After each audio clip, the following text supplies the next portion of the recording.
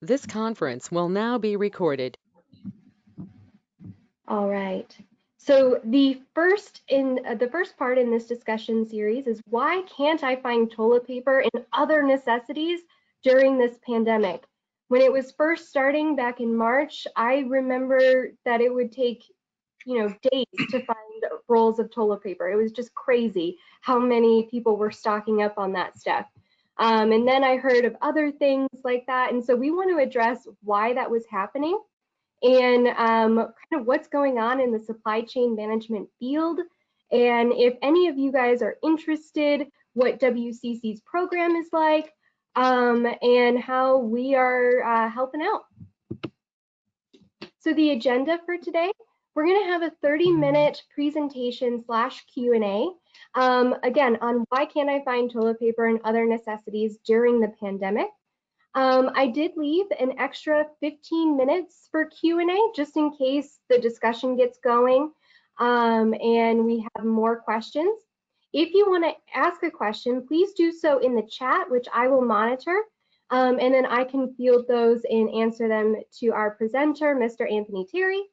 And then we do also have 15 minutes for an enrollment services presentation. Right now, I believe we do still have all current students on this call, so that may or may not take up the full 15 minutes. Again, if you have any questions, please answer them or ask them in the chat, and I will get to them as soon as possible. If you would like any more information on this topic after we finish, or if you have additional questions that we didn't get answered, please feel free to reach out to me by email. Again, my name is Lauren Ward, and my email is right there on the screen. It is lcward, W-A-R-D, @wccnet.edu. I can always put that too in the chat so that you guys have it in case you want it later. And now for our presenter today. Anthony Terry is a full-time faculty member at Washtenaw Community College, where he teaches supply chain management, business, sports management, and entrepreneurship. Anthony has also worked for several major companies, mostly in the automotive industry. His primary duty has been in purchasing, where he was a buyer dealing with global supply chain. He has worked for Ford, US Steel, Dana Corporation, and Visteon. Anthony graduated from Madonna University with a bachelor in pre-law and history. He has his MA in education from Wayne State. He has his MBA in marketing from Davenport and a MA in mathematics from Marygrove. He is a member of the Institute of Supply Chain Management and American Marketing Association. So from here, I am going to go ahead and hand things over to Anthony. Quick question, Anthony. Do you want me to share the PowerPoint, or would you like to do that?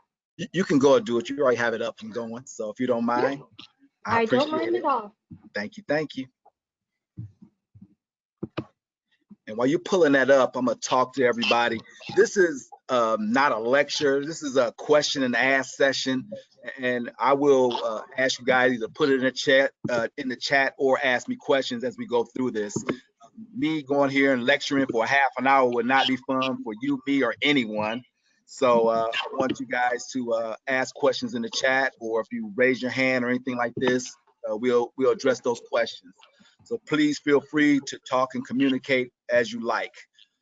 So the main thing we're going to look at is the pandemic, and we talk about toilet paper, but I want to get into some other things besides toilet paper as well. So we're going to look at that, and we're also going to look at supply chain within Washtenaw Community College, some of the things that we do with supply chain.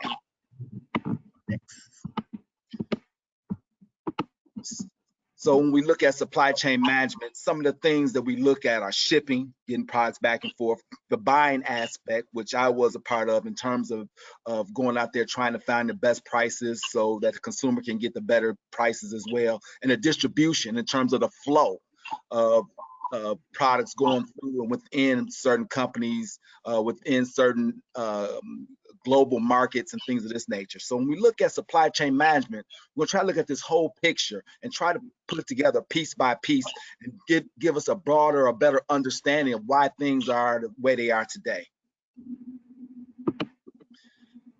So I moved up today. I added a slide. And I'm sorry, Lauren. I know I say, hey, I got something. This just happened yesterday. So we talk about in the news. We talk about supply chain. Um, the governor told Congress that Michigan lacks enough supplies for fully ramp up testing for coronavirus, and said it's difficult to determine what the U.S. government is shipping. So when we look at this, I start thinking about it. I'm like, man, it's a good topic to get into, and we understand why testing is not happening and what's going on, and we don't have enough supplies. This is part of that supply chain that we look at, and we look at the process of how things are being shipped, how things are being done. But when we look at it a little bit more in detail, even though they're getting shipped, now we talk about the distribution aspect. How do we distribute and who gets what, and how do we put it out there so people can get these things that we need? So sometimes we take for granted that, yeah, we could get it from point A to point B when we look at Amazon and things like that. But we got to understand that once it gets there, how it's going to get distributed. And she also mentioned that supplies could be allocated more quickly if they had more details in the breakdown. So you got to realize when we talk about shipping, things come in bulk, but now we have to break it down and find out which individual, which counties need it, which cities need it. So she's looking at those different intricacies of the supply chain and how it works. So when we look at supply chain, and I want you guys to think of it in a broader sense, is we just don't look at it as I go there and buy something and it's there. We're gonna look at it a little bit more in detail in terms of how things are getting shipped. What's the process of them getting shipped? Storage in terms of how they're being stored, because everything can't be there at one time, whatever. You got to ship from different locations. So it's a broader spectrum in terms of how we look at supply chain. I want you to look at all the different avenues and the different parts of supply chain and see how they work. So I got a little short video that I found, and we're talking about toilet paper and some of the things that we deal with when we look at toilet paper and why we can't find any. And it's going to give you a breakdown and give you a better understanding of why things can't be found. And I don't see the little red arrow for you to push to make it play because it's embedded. Okay, yeah. I know that we're having a little bit of an issue with the audio from videos. So Okay. if you could maybe just talk that out for us, I would appreciate it. Okay. Well, I tell you what, we could go to the next slide then. And we'll talk more about it, but then go to the next slide then. Yeah. So we said why we can't find toilet paper. Some of the things that the video talks about are essential and non-essential. And when we think about essential and non-essential, when we look at products now, and we talk about things that are essential, we would think about things like gasoline, so I get back and forth with my car. We talk about water. We talk about certain foods.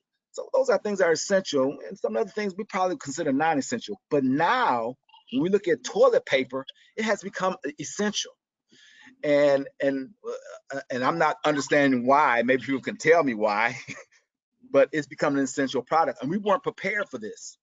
So we, in the video, they talk about a thing called just-in-time. So we talk about just-in-time systems, things like, and when I was in the automotive area, we dealt a lot with just-in-time. Maybe I ask this question to everybody. How long does bread last? Anybody in chat, give me some numbers, times, days. How long do you think bread lasts? We got a week, 2 weeks. Yeah. So when we talk about bread and it lasts a week to 2 weeks, they have a just-in-time system to make sure that, guess what? When we ship this bread, it can't be stored. So once we get it to the warehouse, it's got to get shipped to the store so people can buy it, because we got a shelf life of maybe a week to 2 weeks to utilize this particular product. And what happens is, if it doesn't get utilized, it's waste. So now we look at a twofold situation where, guess what? We're losing money and consumers aren't getting their products. Now we got to remake more products. So we got a just-in-time system which supply chain deals with on several different products, is that they make things just in time for them to get shipped and go directly to the consumer. Whereas we have certain products like When we look at supply chain, we look at steel, metal, uh, oil. We can store those type of things for months, sometimes up to years if they're in the right type of climate control. But when we look at supply chain, we think about that. Yeah, we can store it, we can hold it for a long time, but eventually those things will be damaged as well. I worked in the steel industry, and we had to warehouse steel. We would make steel all the time and warehouse it. But if it wasn't in the right climate, steel can also rust as well. So in some cases, we had coated steels and things like this. That was considered a just-in-time product as well, because we wanted to make sure that it was there, but it wasn't there too long, so it can get shipped to the automotive industry so they can start making their vehicles, because they sat long and it wasn't in a climate control atmosphere where it wasn't any moisture or anything like that. It can also get damaged. And if steel gets damaged, it can't be used, guess what? We're wasting money, wasted time and effort. So when we look at toilet paper, we got to think about this being a just-in-time situation where they weren't prepared for this type of bulk in terms of what we're looking for. We got to realize when we look at supply chain and we look at the usage of toilet paper, majority, we're at home 80% of the time. We're at one point we were at home only maybe 50 to 40% of the time. We're at work, running around doing things now. So the situation has changed. Also, when we think about supply chain, think about storage. Even though we store things in warehouses or we have it stored other places, that's a cost involved. And we talk about supply chain and we talk about all the different parts of supply chain. We talk about warehousing. You got to realize that to store things and have things sit on shelves or whatever, you're paying for that warehouse space. You can't bring other things in the warehouse now because that's taking up space because it's not being shipped out. So when we look at supply chain and some of the strategies involved with supply chain, we got to think about all the different storages that's involved with not just toilet paper and things like this, but other products and items as well to get in and out. And another, yep, go ahead. Is that why this is a just-in-time product? Because like toilet paper doesn't go bad, like bread does. And that's going to my next one. That's a great question. That's a great question. It doesn't go bad, but what we run into is the bulk of it. So we talk about storage and space. How much can you store, or how much space are you allowed it for toilet paper? We got the big warehouse clubs and things like this, and that's over in one little corner. So when we look at storage and space, I may have other items that I want in the store. So toilet paper takes up a lot of space, especially we talk about rolls of, I don't know, if they 48 in a row and things of this nature. That's a lot of space. And how much space do I have in place, or how much space do I have in my store that will take up space from other items if I stored it all with toilet paper as well? So if you look at, you got a toilet paper aisle and you only have so much room for space and storage for that particular item. So it's more of a bulky type of item compared to if we talked about Snicker bars. How many Snicker bars can you put on a shelf compared to the rolls of toilet paper?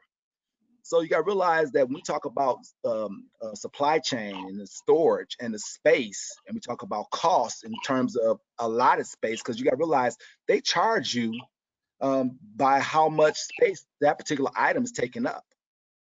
So there's cost involved there. So we talk about storage, we talk about space. So when we look at why I can't find it, there's a lot of different parts that came into place, or like I said, this storm that was brewed up, and that's why toilet paper is so scarce right now. And probably the main reasons people are hoarding it, and we know that as well. But those are some of the problems, issues that we're running into in terms of how we put the toilet paper together and things like that. So I had a little Q&A right here. Let's talk about a couple of other products before that you think that we're lacking, and we could talk about those in terms of what we're missing in terms of other products. Anybody want to give one, and we could talk about that one? I had one in mind. If you want to use mine, I ran across it this morning. We got a lot. We got wow. Water bottles, milk, Clorox wipes. Definitely yep. Clorox wipes, yeah. Yeah. Hand sanitizer. Yes, hand sanitizer, yeast. Yep. So flour. You say what we say? with us. So let's take the hand sanitizer, or we can take the Clorox wipes. So when we look at supply chain and we start thinking about different items and different products, let's take one of those, Lauren, if you don't mind. Which one you want? Let's pick one. Let's do tuna. Tuna. There we go. So when we get tuna, let's go. We're gonna probably talk about cans of tuna, I bet, right? Yeah. Okay. What's involved with a can of tuna? Everybody, let's think about some of the things that's involved with a can of tuna. Anybody want to answer? Let's go through some of those things. You've got what? The actual fish involved. The tuna. Yep, the tuna's in there. There you go. Packaging. The packaging. All right. So you talk about the little paper wrapper that goes around it. The employees that put it together. The employees. So now we're talking about supply chain, the people that's involved with the employees that's involved with putting it together. Got the actual can. So when we think about supply chain, and I think sometimes we rarely look at these type of things. When we look at supply chain, think about from the beginning to the end. So think about, guess what?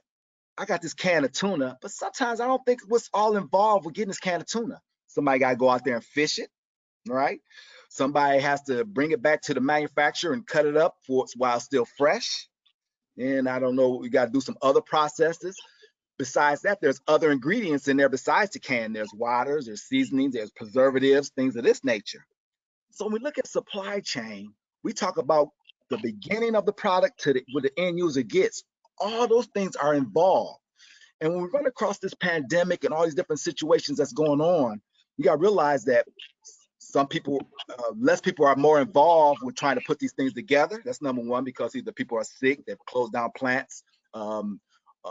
Barriers have been put up in place now in terms of our global supply chain because things can't get across the border. So when we talk about all the different things of supply chain and how we look at it, we got to look at every single part that's involved. As a buyer, when I was a buyer for automotive, we got thousands of parts that go into a car. I was responsible for just maybe about 1,000 parts. I had to go through all different suppliers to try to get those in and try to get pricing, try to get shipment details and all those different things. So when we look at these items, we look at the tuna, we look at hand sanitizer, aloe vera is involved, the bottle, the alcohol. You realize that we're running into these issues because there's shortages of employees working, there's shortages of supplies that are out there, and there's shortages in manufacturing. So when we talk about supply chain, we got to think about each one of those parts, and we're gonna look a little bit deeper into innovation as well. We got to look at each one of those parts and realize that everything is being affected within the supply chain, and now we got to find ways to work around and work with supply chain to get these things on the shelves and try to get things to work a little bit better. So the thing I brought up in terms of some of the students, I want you to look at it. I said, why supply chain? Well, to me, it's a really fascinating field, and it covers a wide range of different opportunities that are out there. And I put this cargo ship out there because I don't know if you ever go to San Francisco and go to the Bay and go to where all these ships come in and out, you'll be amazed at all the different cargo that comes overseas in terms of the globalization of supply chain and how it works. But the process of getting products in,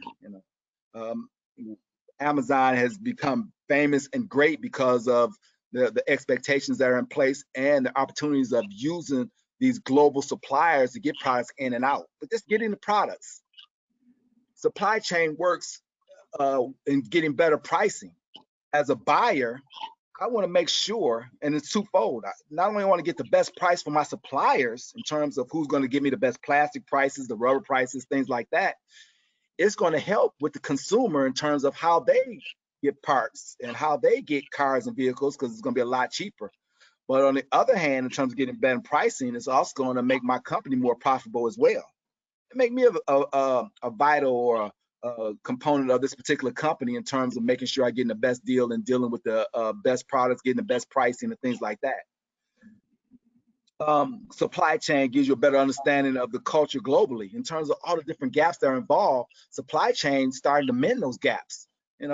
We always talk about restaurants and getting different foods and things like this. Well, supply chain is making that happen. Now we can see, getting our sushi and getting our Italian meals and, all those things work now. So we talk about a better understanding of the global culture. Supply chain helps us recognize different cultures that are out there. Talk about placement, location. All those things are vital when we talk about supply chains. Things are placed a certain way in terms of placement of how you look at products as well. So we talk about product placement in terms of how you're going to buy, how things are going to be presented to you. Supply chains is involved with some of those things. I put location up here because I had a question right here. And one of the things this scenario I wanted to bring, what happens if you're looking for a product and it's not there? I'll give an example. Let's use almond milk. I go to Kroger and I'm looking for Almond Breeze almond milk, and it's not there. Kroger almond milk is not there that I'm looking for, that particular brand, Almond Breeze. What do I do? What happens? What do you do? Anybody want to give me some scenarios? What happens? What are your options? Amar says go to a different store, Different get store? a brand, Mm-hmm. buy another brand, alternative brand, go back home or buy something else. Yep. Okay. So when we try to understand the significance of supply chain in terms of place, if it's not there at the right place or the right time, if the shipment doesn't get there, guess what? We got other options. I go to Kroger, it's not there. I could go to Myers, but guess what? It's inconvenience to that consumer. They're going to start thinking differently about that particular product. Say if it's not there, and guess what? Kroger got a brand of almond milk. I take it home, I buy it, it's cheaper. And now, not only that, it's just as good as the Almond Breeze. So now Almond Breeze may have just lost a customer.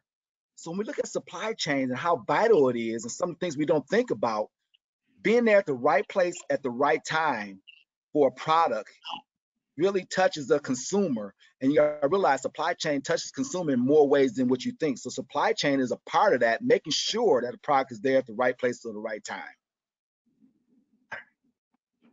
I went on my spew. I'm gonna ask anybody got any questions before I go to the next slide.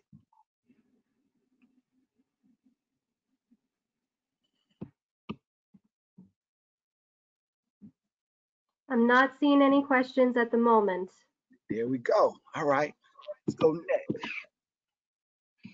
So when we look at technology, we look at innovations, we look at supply chain. I want you guys to start, when we look at this particular field and how fascinating it's become, they've done different things and it's always reinventing itself.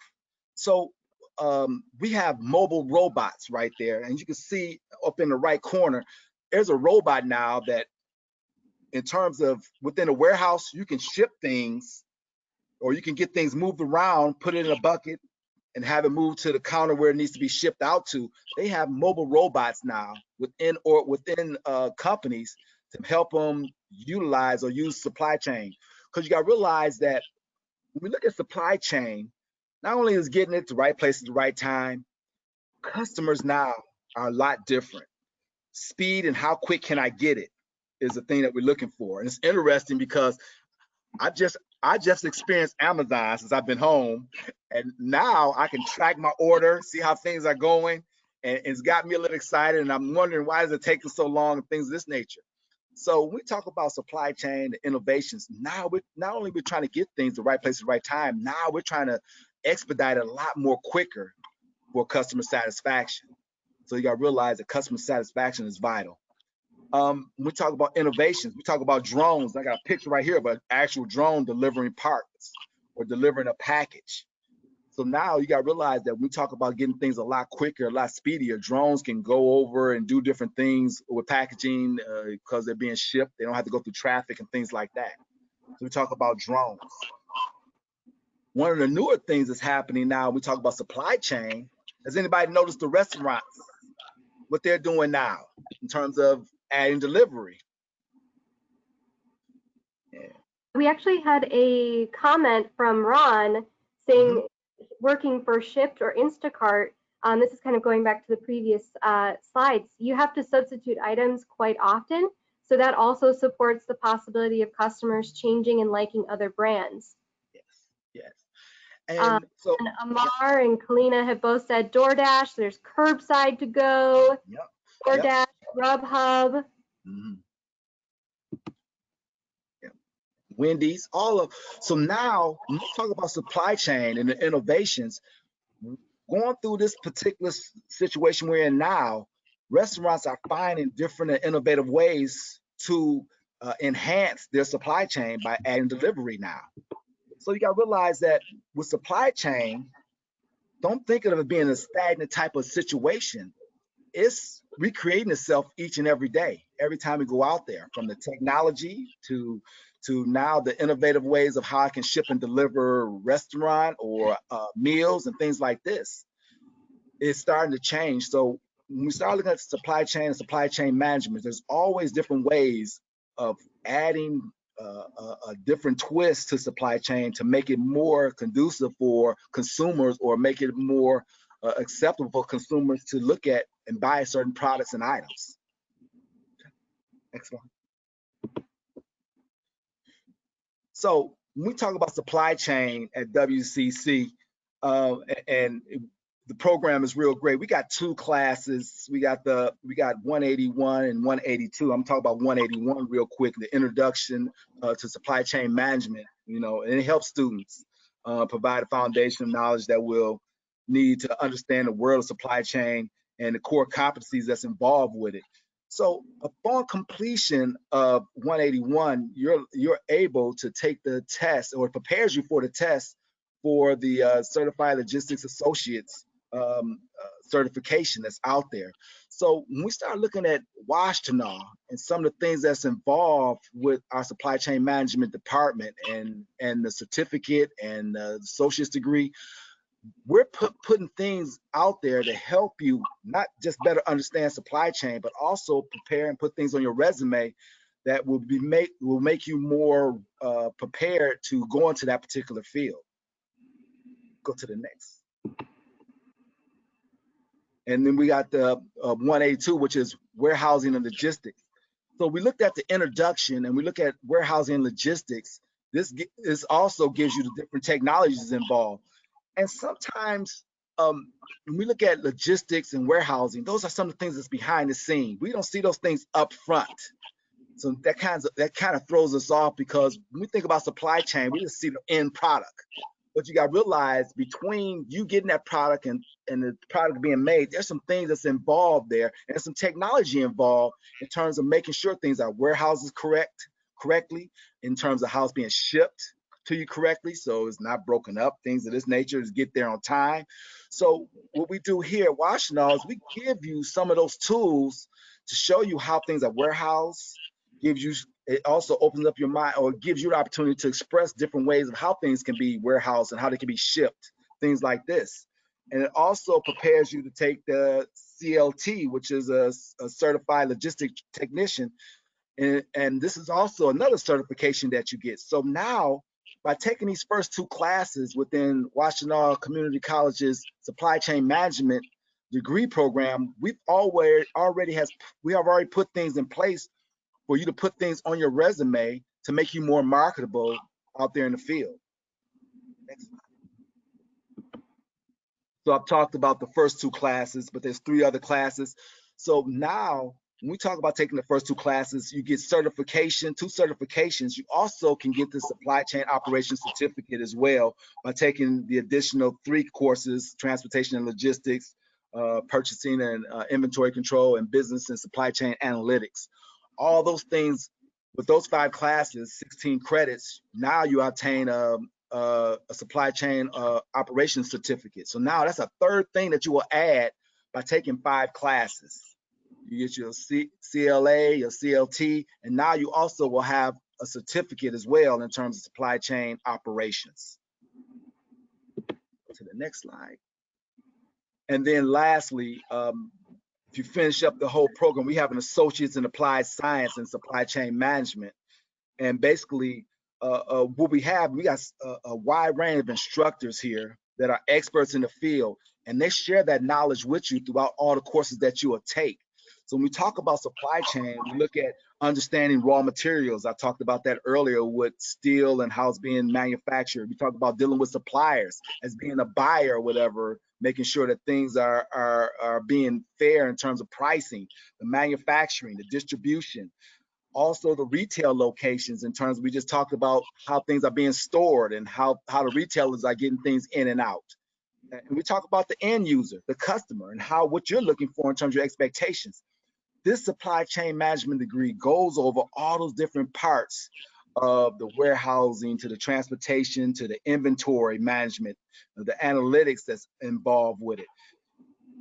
So when we look at this degree, the supply chain management degree, the associates, we also have an articulation agreement with Eastern Michigan and Wayne State. So the majority of the, I'm gonna say majority, but half the classes I've taken here at Washington, they will be transferable because we have this agreement with these two universities that will put you on track to finish up that supply chain management degree at those two universities. So it's a great field. It's starting to grow more and more. There's always opportunities. And go to the next slide. Yep. Before we do that, we do have a question. Okay. So Kayla has asked, she already took BMG 182, but didn't do the certification for the CLA or the CLT. Is it too late to do that, or can it be done anytime that I'm a student at WCC? Well, testing, I think because I think testing is going to start back on June 15th. And in addition to that, and I'll go a step back. When we talk about taking those tests, we have a grant put in place where they can take the test for free. There's a cost.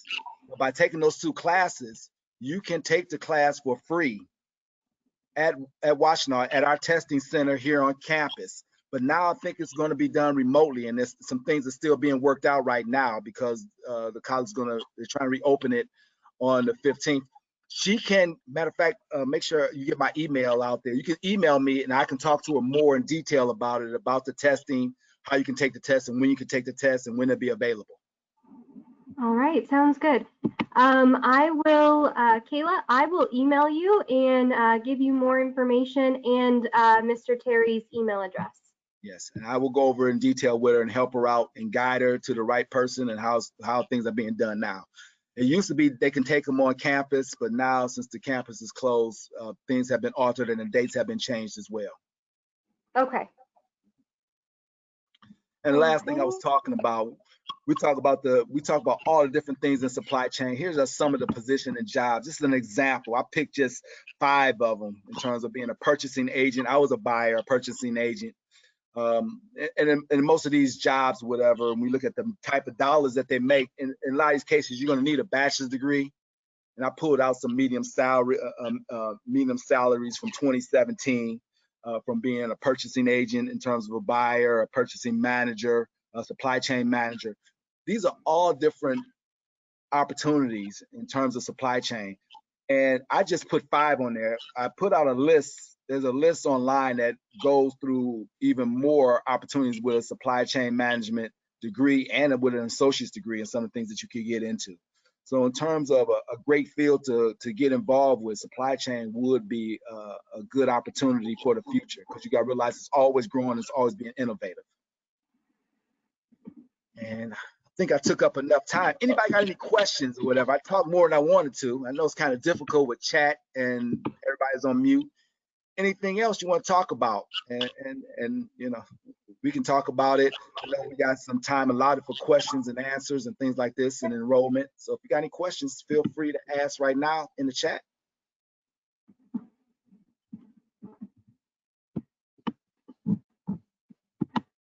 All right, we got, let's see here. Amar has asked, does getting one of the certifications help with business-to-business sales? To business sales, and it you know what, and now we're looking at it could, because now when we talk about dealing with logistics, now you're talking about working for one company and dealing with another, so it could help with that sales because now you're getting and like I said, I'm trying to look at it in a broader sense in terms of how it could work. with having that logistics, because now you understand in one company and you got your company, and you could tell them how our flow of logistics or our transportation, how our things can work with that organization. So it could, but you may need a little bit more detail involved with, I guess, better understanding that company and your company and that business to business sales. But you can, increase some of your things within your organization by having this degree, because it gives you some ideas of how you can be creative and change some things around to increase your sales with other companies. All right, any other questions?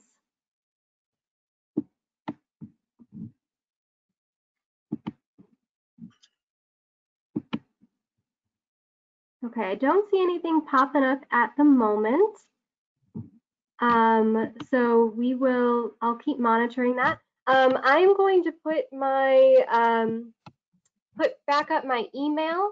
So if you do come up with any questions, you can always email me and I will make sure that it gets to the right person. So you can see that there. All right. At this time, we don't have any new students or prospective students on the call. So let's see. Kim, if you have any questions though, for enrollment or anything like that, we can absolutely help you out there. Kim Dosey is our recruitment specialist. I don't know if you want to say a few words or have people meet you. Hi. Yes, if there's ever any questions with regards to getting registered, being directed, guided through student services, you can feel free to reach out to me. I believe my contact information is in the presentation with a phone number. There's a little bio on my background. I've been with the college since 2013. And so, yeah, I'm always happy to help and guide you in the right direction. As you can see, just some of my background, I feel like at any point, it's a lifelong learning process, and Washtenaw is just absolutely the best in the state, from resources to the faculty. As you can see today, you had the opportunity to have a faculty member that's an expert in his field share with you, and I feel that that's true across the board at WCC. And so I just love to be able to connect people, and I care about making a difference. So reach out to me at any point. I don't know if you want to go into the presentation, we can do that.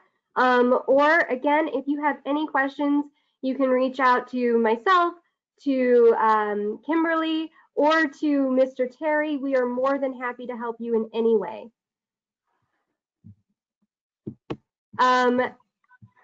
With that being said, I think we're okay to start wrapping this presentation up. We appreciate you so much for showing up today and listening. And I hope that it's given you a new perspective on kind of the vastness of supply chain. I know it has for me. I did not know most of the stuff that Mr. Terry covered, so it was really cool to get to sit in on that too. Again, thank you guys so much for your time. We really appreciate it. If you like this webinar, we will be having another 3 more in this series every Wednesday for the month of June at noon. So please go ahead and sign up. If there's any issues with signing up, just email me and I'll make sure that we get you taken care of. Also, within the next day or so, I'm going to be sending out a survey that will just go over how you enjoyed this webinar and if there's anything that you want to see in the future. So if you can fill that out, we would greatly appreciate your feedback, especially as we're trying to navigate this new online environment. Other than that, if there are no further questions, yep. I got one. Hey, okay. For any of my students that are on this, can you, I guess, is there a way to record them? Can they put their names in the chat in the class they're in with me? Yes, if you guys want to put that in the chat. Yeah. Anthony, I will also send you just a list of everyone that was here today, just Okay. in case you missed someone. Yep, because my class is getting credit for this, so I want to Yeah, make sure I don't miss absolutely. anybody. So if you can in the chat, say your name and what class you're in, and that would help me out. I appreciate it. Okay, thanks, Brandon. Yep. I got 4 different classes, so make sure you put your class that you're in as well. Okay, I will record that too for you. I appreciate it. Thank you everyone for attending as well. Hopefully you got something out of it, and if you need something in the future, feel free to contact me.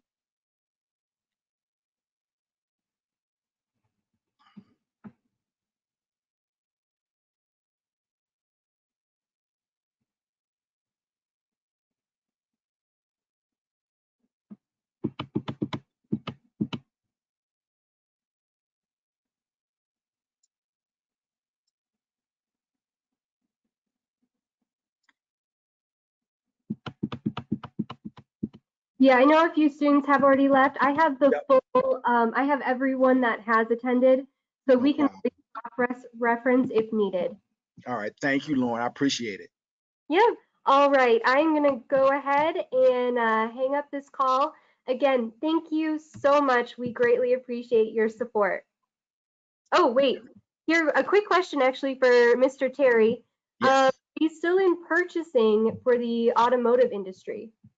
No, I'm not. I'm full-time at Washtenaw. Matter of fact, put my hat on, let you know. There we go. No, but if you got any questions about it, it's an interesting field. It's a lot of opportunities in automotive. It's going to be some changes too now since we went through this pandemic. But if you want to talk about them, feel free to contact me anytime. All right. All right. Let's see. We got one more here. Okay, we're good. All right. Thank you, everybody. Everybody be safe. Yes, everyone be safe. I hope you guys have a great day. Yep, you too. Thank you again, Lauren, for everything. Bye-bye. Bye. All right, Ali.